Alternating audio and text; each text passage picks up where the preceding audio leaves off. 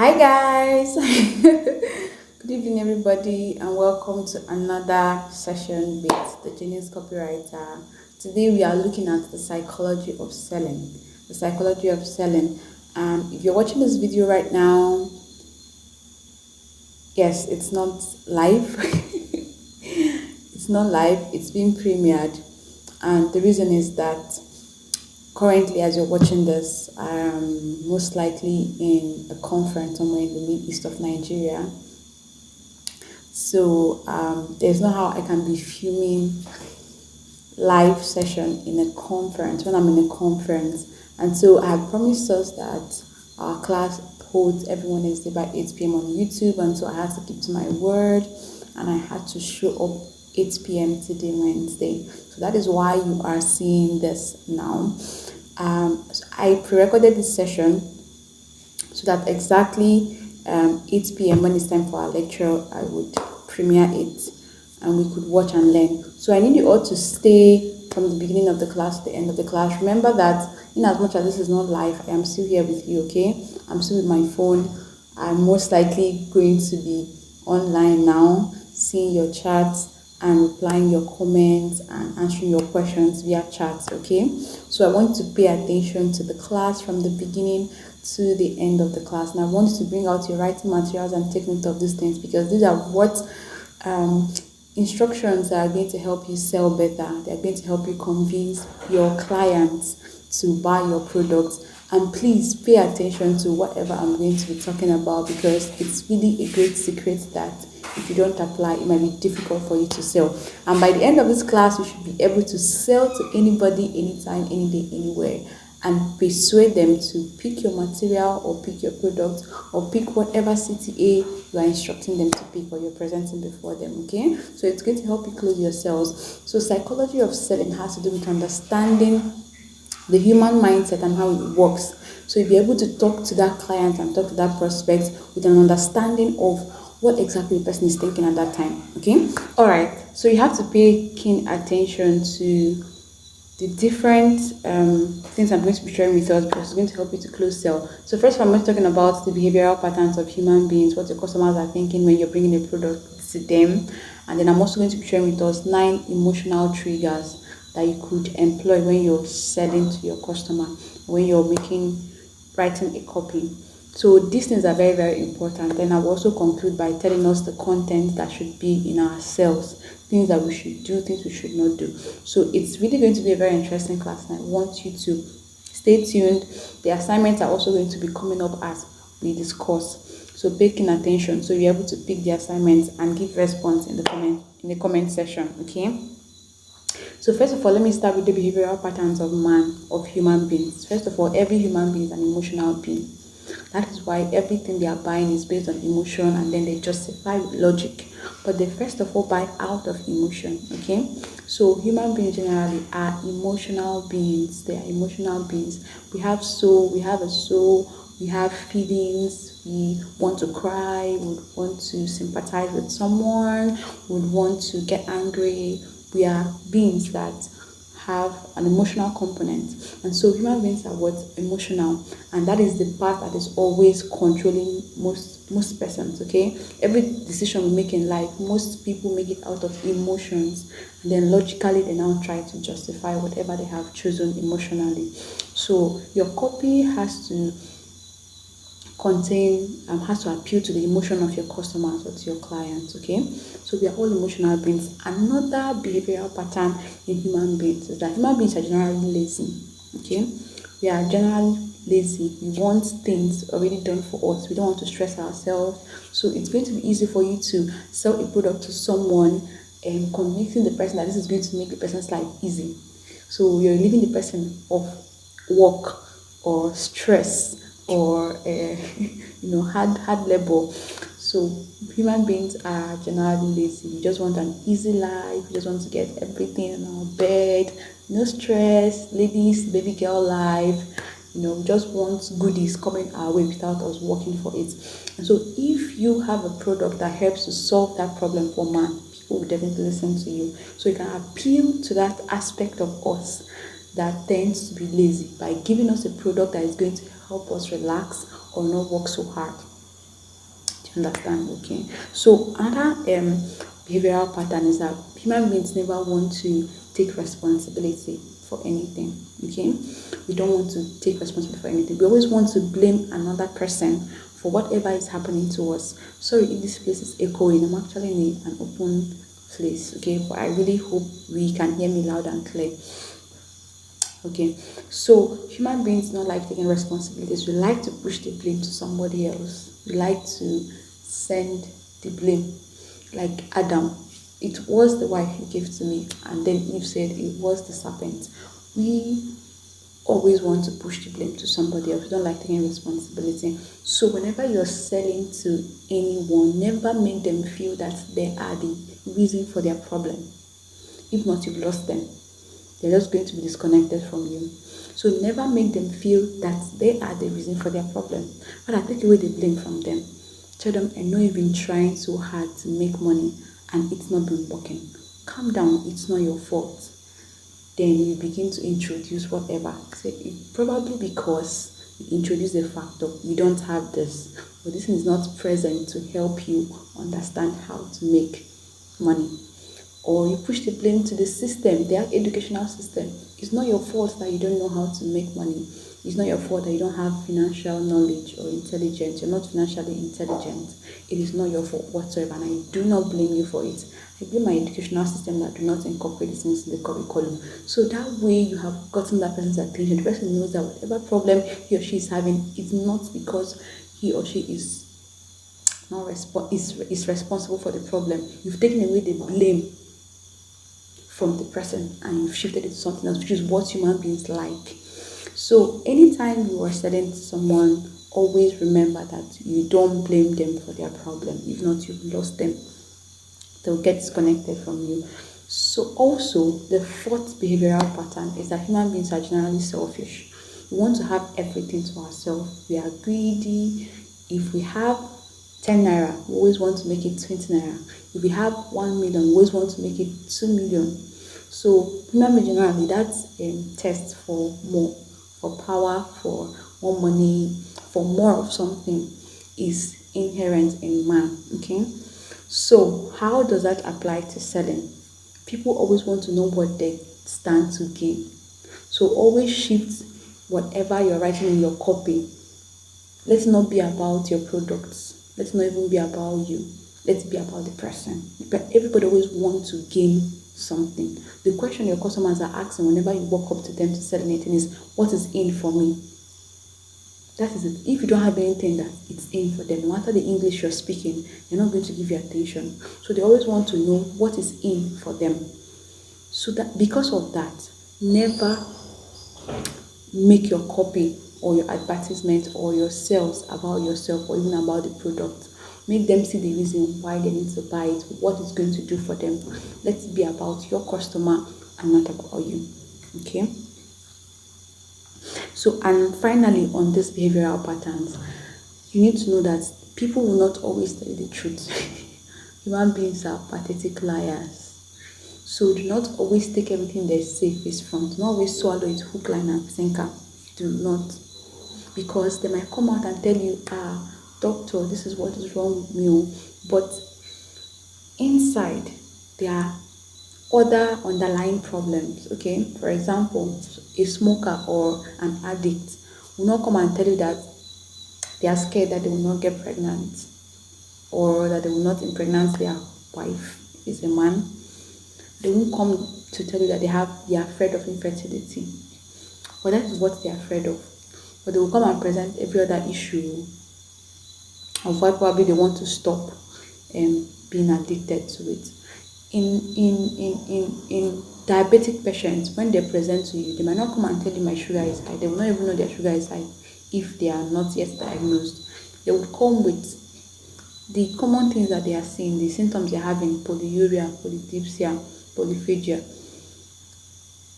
And that way you then begin to make your diagnosis to find out what the real problem is. So most times you don't always get all the information you need from your customers. You'd have to make your own research, okay? They might come and tell you the beautiful lies they want to tell you. They want to tell you what they want to tell you, and they want to the real truth.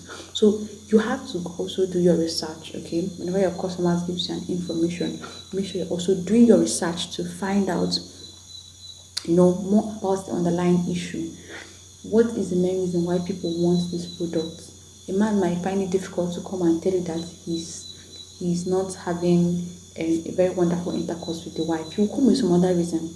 Okay, he will come it's now the doctor will probe to find out what is actually the main problem. So in the same vein, always seek to know more beyond what your customer is telling you. Make your research to find out what are the other problems and issues they are going through that this product will help them gain, will help them solve. Okay, so that is that. Now, the other principles I want to add before I go into the 9 emotional triggers. You should know that whenever you bring a gift to someone, you've won the person's heart. Gift has a way of melting people's hearts. So research has shown that those that go to stores where, as they're entering, they get a snack or a sweet or a little gift, they tend to buy more things in that store compared to other stores that do not give those gifts. So whenever you give an offer or a gift to someone, you automatically wins the person's heart. That is how human beings, that's how our minds are configured. Anyone that is showering you with gifts, you definitely have a soft spot for that person. So in the same vein, if you have an offer or if you're meeting your client and then you're giving a little gift or you're welcoming them in a very warm way, they're definitely going to give you attention and they're going to buy more from your store or they are going to buy more of your products. Okay, so gifts has a way of reaching the human mind and softening the hard spot, the toughness, so they are willing to spend more for you because you have given them a little gift. That is why we have things like a wolf here and there that is always drawing people.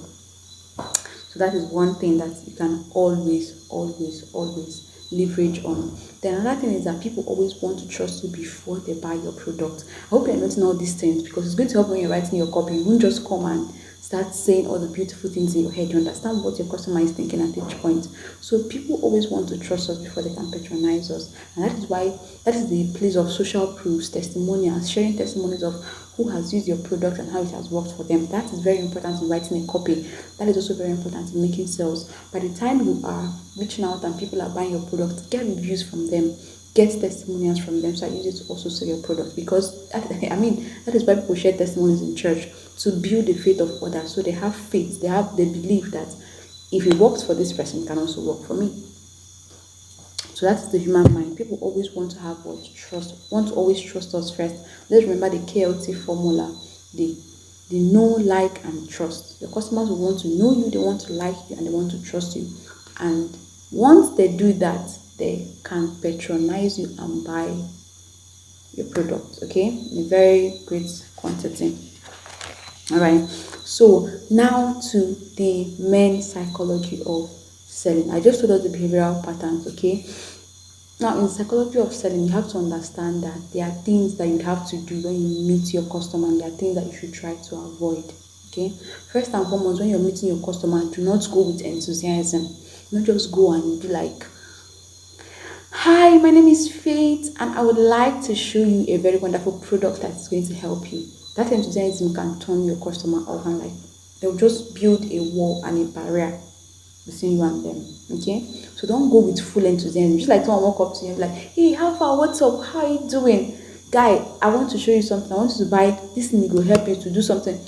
Once you come with that salesy attitude, it's really going to make the person build the wall around him or herself and take a defensive position even before you land. Okay, so don't always meet your customers, especially a cold customer. That's the customer that does not know you before from anywhere. Customer you're just meeting for the first time. Do not always go with so much enthusiasm.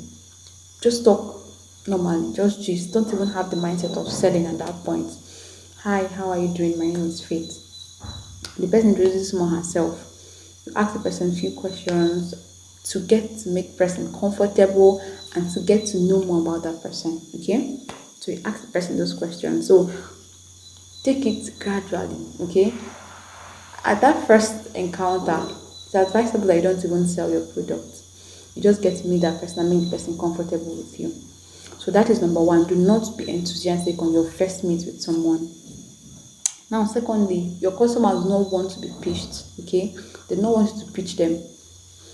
If you go with that attitude of being salesy, as you always sell, you're always selling, buy my product everywhere. Anything you're telling someone at a particular period is buy. No.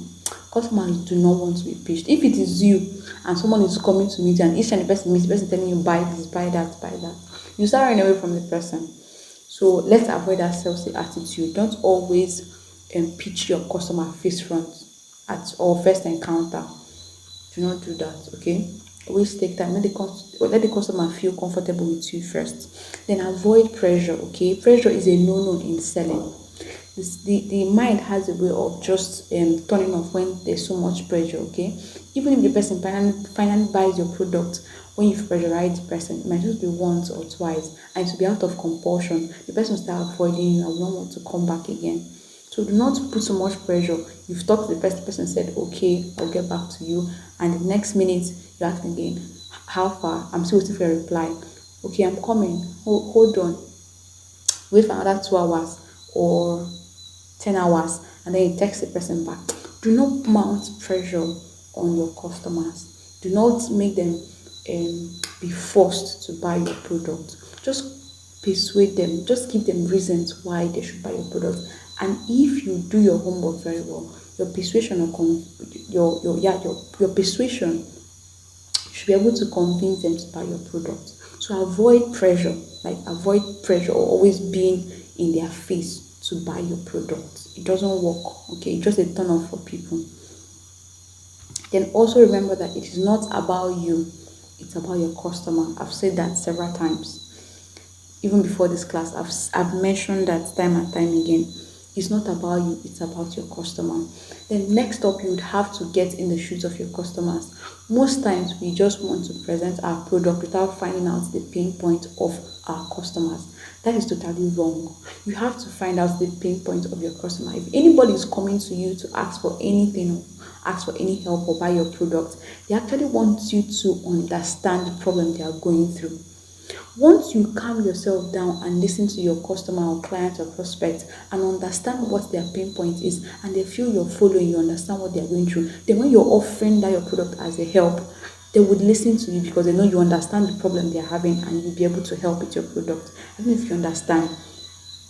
So please and please and please, I am begging in the name of God. I am begging in the name of God, please. Try as much as you can to understand.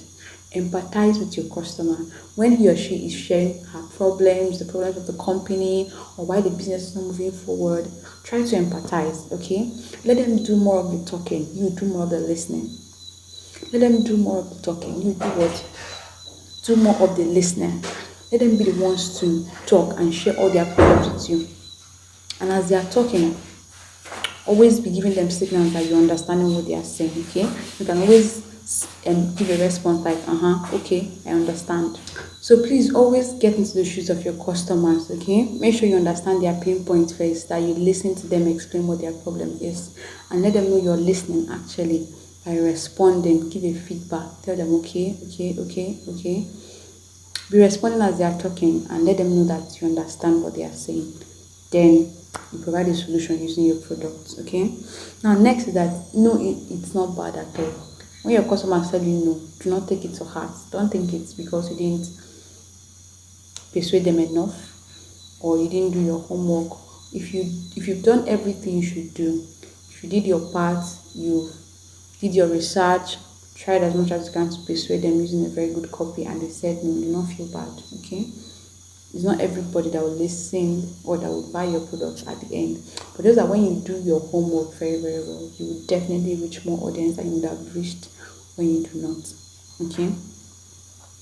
Now we also need to create value through our questions. Your questions need to create value. Now look at let me give you an instance of how you go about it. For example, if a client meets you and you're trying to sell your product to the client. So on first meet, hi, how are you doing? I'm fine. Introduce yourself. They introduce themselves to you as well. Now, the next thing is you'd have to ask leading questions, and you have to ask questions that would give value. Give value through those questions, okay? So instead of you coming and saying, my name is Fitinka, and there's this wonderful product that I know that is going to help you. It's going to help you balance your life. It's an ebook I wrote. It's really going to help you balance your life and gain more insight on how to manage your time, how to make sure you're strong academically, emotionally, financially, and still taking care of your family. So instead of you coming face front to start talking about your product, ask leading questions. Ask questions that will make them talk about their problem for you to know what their issue is. So you can ask them, how are you doing? So do you have any challenge balancing your life? Are you okay with the way your finance is, your life is, your attention to your family? So that way, even at that point, if the person never knew he or she had a problem, just by asking those questions, you make the person see that the person actually has a problem before you now bring in your product as the solution. I don't know if you understand. Because if you just come face front that you have a book, person will just knock it off. I don't need this book. I don't have money for the book. But when you first of all come as though you had a normal conversation and you're trying to tell them, ask them questions that will reveal the problem they have, you find out that they themselves that did not even know they had a problem will discover they have a problem and will start seeking for help. Do you understand? So that is a very good marketing strategy that we should all apply. Give value using your questions. Ask the person questions. Let the person talk about their pain points. Then you introduce your products. Alright? Now, another thing about human psychology is that we don't always want to be in a conversation where one party is talking and the other party is dormant, doing nothing. No. Our conversation should be a two-way dialogue. The person talks, you talk. Most of us always want to talk. Oh, I finished cramming wonderful copy. I know the features of my product. I know the benefit, and I want to rattle it. They might not give you. You might lose them. You think that they are listening to you, but that conversation have ended long time ago. Okay, that conversation would have ended long time ago. But if you make it a dialogue, a conversation, you talk, the person talks, you talk, you listen, you respond, you give right input and very wise, counsel, advice, or ask wise questions, and make it a dialogue. It's really going to flow more. The person is going to trust you, is going to lean into you, and it's going to patronize you. Okay, so let your conversations when you're closing sales, whether it's over the phone or face to face with the person, or even in your social media platform, let's not just be about you talking and talking. Ask your audience questions, engage them, hear their own opinion. Let it be a conversation rather than a monologue or a speech. Okay, let's be more of a conversation when you're trying to sell, especially when you're talking with the person over the phone or having a face-to-face conversation with the person. Then I told us that we can also employ that in our social media platforms. Engage people. Let all your copy, all the things you write, all the content you're creating not be about selling with a CTA, buy my product, buy now, do this now. No, give value as well. Ask questions, hear their opinion. Let it be interactive, okay? When you've already found out these things, the budgets can now come out later on, okay? So you can then tell them how much they would pay for the product. But by then you have already convinced them, they already know that they desperately they urgently need your product. Then now bring in the pricing, okay? Then always get feedback from your customers. It's very, very important. Always get feedback. Feedbacks help both the customer and you that have the product, okay? You that own the product is going to help you in setting up your testimonials, your reviews, and reaching out to other customers. And feedback also help to analyze your business and know if you're actually delivering what your customers are expecting to deliver, so you know how to improve. Okay, now most times customers also, this is another point to take note. I've said several points already. Customers know your intention. That's the truth. Customers, they know your intention. So if you don't get them or if you don't go a step ahead of them, you might lose them. Okay, Most times people know that whenever a new person is starting them up and they've already checked your profile, you know that okay, this person is coming to sell something, this person is coming to present a product. So most times they know our intentions. Also, when someone is meeting you for the first time, of course, the first 5 seconds, that's why they say first impression matters. The first 5 seconds that you're talking with the person already assessing you, how you're dressed, what you look, what your mental capacity is like. Is this person intelligent? Is this person learned? Is this person, do I like this person? You know, they'll make that assessment in the first few seconds you're talking with them. So that is why you have to make sure that your first impression matters. Don't come up front and start selling your product. Calm down first, discuss with them, make them like you, make them know who you are, make them trust you before you bring out your product. And that is why it's also important on a social media platform that we apply the same principle. Always discuss with your audience, okay? Go live, teach them something. Create a post, teach them something. Let them get to meet you and know you first before you start introducing whatever you're selling, whether service or product, okay? Now, another point is that people always like to feel in control, okay? They always like to be in control over something. So you have to try as much as you can to sell your idea to them as their own. Don't say it as your own. I'm the one that will benefit. I will gain this. Sell it as their own idea. Let them be the one in control. Let them be the one to lead the conversation. Direct the conversation, but let them be the one to do the major talking in the conversation. Try as much as you can to make them in charge. Let them feel carried along. Let them feel amongst. Let them feel like they're in charge of making the decision. So that is why we don't just convince people. Convince people is like you're telling me you should buy this product, and you're telling me reasons why I should buy this product, and you're trying to convince me or force me to buy the product. But in persuasion, you're just giving me reasons, making me see the reasons why, so that I wouldn't take a decision, but the decision is going to be influenced by what you're saying. I don't know if you understand. Just like me saying, this pen is fine, you should buy it. If I buy it, so I use it and go to class. I'm trying to convince you and I'm just telling you to buy it. But if I'm persuading you, I'm going to tell you, you know you're going to class, you don't have pen. Lecturer is going to tell you to bring out your pen and write, and remember he's going to send you out of class if you don't come with pen. You really need this pen, you don't think you should go and get it. So I have given you reasons why you should buy this product. I have not forced you to buy it. I have not forced you to buy it. I have not told you have to buy it. I've given you reasons why you should buy it. So I leave the decision for you to make, so you're in control, but then I have influenced your thoughts.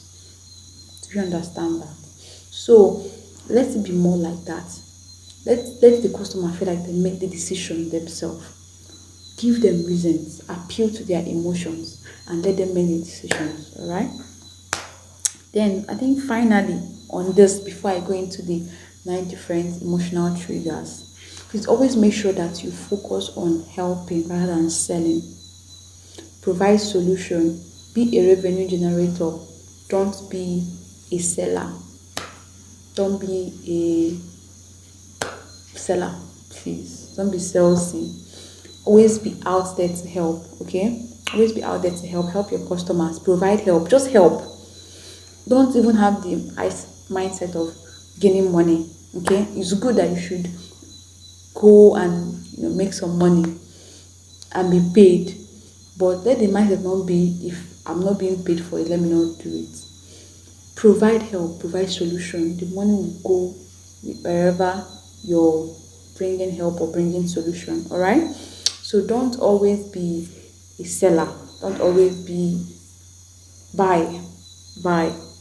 Also do what? Help, please. Let your focus be to help, to bring solution to a problem, and money is definitely going to follow solution to a problem. I hope you understand. Alright, so now I'm going to be talking about the 9 emotional triggers, okay? So I'm going to be talking about 9 emotional triggers that you use to sell. Remember that I said that human mind is what? Emotional. Yes, human beings are emotional. We buy with emotion and justify with logic. Don't forget that. So there are 9 emotional triggers that you can use to sell your product. Number 1 is what? Fear. Fear is one reason why people buy products or pay for services, why people bring out money. They're either afraid of missing out of an offer. you come and say 10% offer, and it goes off in 24 hours, and they really need this product, and now they have 10% discount. They don't want to miss out from that bonanza or that offer or that discount. So fear of missing out, they would want to pay. Also fear of the unknown. So if as a doctor you come and say, or you want to write a health copy, and you're like painting a picture of what diabetes can do to you. I'm always using diabetes. Okay, let's say hypertension. What hypertension can always do to you? If you don't treat this hypertension, your blood pressure is going to be very high, and it could lead to stroke. It could lead to death. You put fear. These are things they don't know. Okay, because people don't know these things, they might really take it for granted. But if you now step in to tell them the truth and let them see that there are dangers in not treating hypertension on time, hypertension is a silent killer, then it's going to instill a little fear in them. And even if they don't have the money, they will have to run around and make sure they buy the product or buy the drugs and take their drugs so they'll be fine. Okay, so fear of the unknown. What people don't know, they can easily be afraid of. So you have to really paint that picture clearly to them. Don't even mince words. Sometimes you just have to tell your customers the truth. Okay, the truth about the dangers of not having a product, especially when it relates with their health.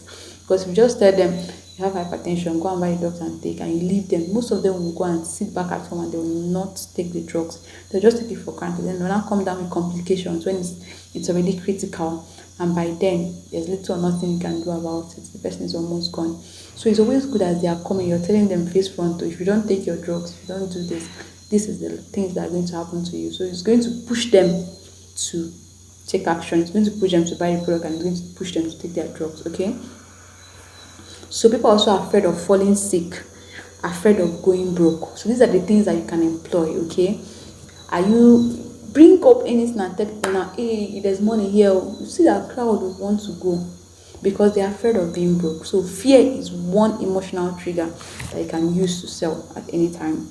So also the desire to be known or recognized. People want to be known, they want to be known, they want to be recognized. So if you come and say buy this product, and if you come and paint that picture that this is something that's going to help you to be known, my services, if I write a copy for you, your business is going to blow, even the president is going to come in contact with your product, or however you're doing, whichever one that works for your business or whichever you're going to help them achieve, you use that trigger and also tell them. People always want to be recognized. Okay, they always want to be known. Number 3 is people always buy things out of love. Okay, it's another emotion. Love is an emotion. So you see a mother that never planned to buy anything for the child, she just came to pick something from the market and walk out, because the child sees something and the child is pointing at it, and you as the seller now come and paint a wonderful picture to the mom. Do this for your child, mama. Do this for your child. Your child really likes this thing. Your child needs this thing. You see that the mother that never planned, never budgeted, it was not in her plan, it was not in the budget, she will bring out money and buy it. So people buy things out of love too. Especially when couples go to the market, or mother and a child, or parent and child.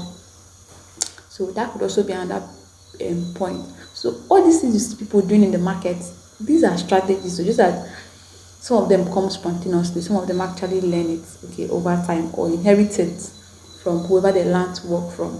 But these are actually business strategies that work. So, madam, your child likes this thing so much. Why don't you just buy it for your child? So they are being blown away by those emotions of love for my child, and they'll pay for it. Okay. So I hope you're still there with me. If you're still there with me, please drop a comment and tell me which of these emotional triggers you can relate with very, very well. You can even drop a line to show what you tell your customer. Let's say out of fear, okay? Fear or love or the desire to be known. Drop a line that you could use to convince your customer to buy a product. Let's go, okay? Let's see that in the comment section as we continue be dropping it, okay? So we also have comfort. People buy products because of comfort. I mentioned earlier that one of the behavioral patterns of man is that we are naturally lazy. We just want comfort. We just want to not be stressed. We don't want to be stressed. We just want to rest, raise our legs and be fine, and other people do the work. And so people can buy product because they want to be comfortable. So if you paint that picture that this product is going to help you live a comfortable life, imagine you entering your car, excuse me, no stress. You just enter your car and then it's automatic. You don't need to be moving the changing, the gear every now and then. It's automatic. It does this, it does that, and they find it comfortable. They buy it. Okay, so people buy out of comfort. Also, people buy for self-improvement. Okay, people want to improve themselves. So go to business firms, go to companies, organizations, work as they will always want to do better. So they are the people that you could target with your product, depending on what you're offering. A book on self-development, something that will help them grow financially, something that will help them do better academically, how to pass their exams. People always want to self-improve, to improve themselves. So that is also another emotion that you can target when you're trying to convince your customers. This book is really going to help you become wiser. It's going to help. You know what happened to Lucifer? He wanted to be like God. He wanted to know more. He wanted to grow to that height. That is how man is also. We always come to that point where we want to do better. We always want to, okay, I have to come to the aspect of power, but we always want to do better. We always want to, especially those that have the competitive spirit, they always want to know how to outrun or beat their competitors. So that is also another emotion that you can employ when you are trying to sell a product to a company, a firm, or to anyone. So people buy products because they want to improve themselves. So that's why they buy books, that's why they keep fit, that is why they go to the gym and stuff like that. Number 6 is the desire for power. People always want to have power. They always want to be in power. They always want to have authority over something. So if you paint a picture with your product and tell them how it's going to help them be more powerful or be above this person or have authority over this person, it's really going to make them love the product and buy the product. So these are emotional triggers that you can use when you are convincing your customers to buy a product. Number 7, necessities of life. Something like electricity, data, water, good road, housing. These are important things that everyone needs to have. You need to live in a house. So people can buy this product because it's a necessity. So you convince them from that perspective. All right. Then you also have addictions. There are many people that are addicted to something. So because they're addicted to it, no matter how hard they try to leave, it's not possible for them. So if your product can keep satisfying those addictions, they will definitely come again and again to buy your product. Then also people, the 9th emotional triggers that people want to make what difference. So come with that aspect, make a difference.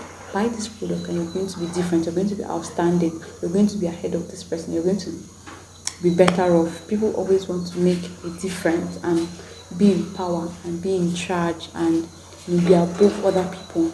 They also want to improve people around them. They want to make a difference around them. So if you tell them that this is going to help you do better, reach out to more persons, do exploits, change your society, reach out to the poor, it's just going to change your mindset, change your status and all that. It's an emotional trigger. So choose any of these 9 that you love so much and use it to sell your product. Always make sure that you appeal to the emotions of your customers and your clients. Make sure that you are hitting the nail at the head, that you know exactly which particular emotional trigger to use to sell which particular product to which particular demographic. Okay, so use the right emotional trigger at the right time for the right audience. So these are the 9 emotional triggers. In our next class on Saturday, I'm going to be sharing with us how our content should be when we want to sell content that sell. What should be in our content? Okay, so we'll just explain the psychology of selling. So you're employing this whether you're doing a social media advert or you're writing a sales copy or you're closing a sale on the phone one-on-one with someone. You can employ any of those psychological factors and sell your product with ease and convince the person with ease. Many people have told me several times that the way I've convinced them to do something before, that it's recurrent. And then when they were even saying it, it was not I didn't learn it. I wasn't even into copywriting at that time, okay? But it just came, and sitting back to looking back at the methods I employed, they were all related to this, either emotions or fear or love, trying to convince you, okay, just do this for your friend, or just do this for me, or just do this for the sake of this. That way I'm able to convince them to do stuff. Okay, so in the same way, use any of these triggers and be able to convince anybody anytime to buy any product. So I hope you enjoyed this class today. If you did enjoy it, drop a comment on the comment section and let me know which of the triggers you enjoyed the most and which one you're going to use next to write your copy. Let me know that. And if the other lessons you learned, also drop it on the comment section. I will go through them. I will love, I will like, I will comment, and I will definitely answer your questions. If you have any, please drop your questions on the comment section as well. Drop your questions and I will also pay attention to them and answer them. I hope you really learned a lot from today's class, and I hope you're going away with lots of things. Yes, this is 4 a.m. Wednesday morning. I'm filming this thing and I'm hoping to upload it before 8 p.m. so we get to watch and we get to learn. And yes, that is it for the class. So I hope you have gained a lot from this class, and I hope you have learned the triggers that you use to convince your customers to buy your product. So these are just the basic things, and I'm going to go in depth, teach us how to write content that sell using some of these factors that I mentioned. So yes, I hope you've been able to learn something from this class. If you have, let me know in the comment section. I will see us on Saturday by 8 p.m. All right, let's have a wonderful day. Bye. I see you all. Yeah, I see you all that were here in the class. I see you all in the comment section. I see you all, and yeah, I love you all. Let's have a wonderful day. Practice. Don't forget, practice everything you have learned into this class. Practice. Use a trigger, an emotional trigger, when you're writing your next copy, which should be today, this night. Write your next copy and include these triggers. All right.